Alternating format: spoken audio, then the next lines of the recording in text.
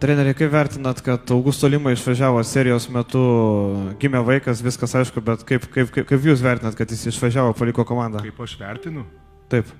Tai aš jam leidau išvažiuoti. Ir normalu, kad pusfinaliai išvažiuoja žaidėjas vis tiek. O tu turi vaikų. Tai kaip turėsi vaikų, jaunuolį suprasi.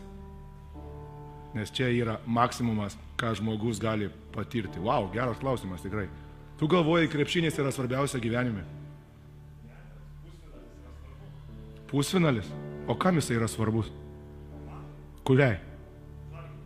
Tu matei kiek žiūrovų? Svarbu? Ar žmogui? Tai tu kaip vaiką pirmą savo pamatysi, tai tu suprasi, kas yra gyvenime svarbiausia. Ateik su manim pašnekėti tada. Nes nieko negali būti didingesnio pasaulyje kaip vaiko gimimas. Patikėk manim. Nei titulai, nei niekas. Augusto Lima yra dabar padangėse ant emocijų. Aš labai džiaugiuosi už jį.